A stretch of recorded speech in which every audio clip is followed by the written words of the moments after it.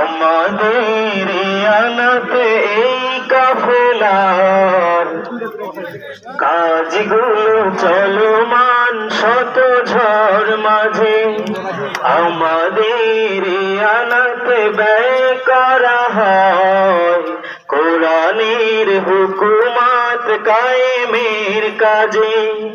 আমাদের আনাতে এই কাফেলার কাজগুলো চলমান শত ঝড় মাঝে, আমাদের আনাত ব্যয় করা হয় কোরআনের হুকুমাত কায়েমের কাজে।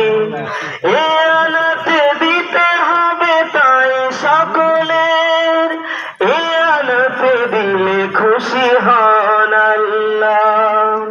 এ আনাত দিলে তুমি পাবে প্রতিদান, ভারী হবে মিজানের ওই পাল্লা। আমাদের আনাত এই কাফেলার কাজগুলো চলমান ঝড় মাঝে, আমাদের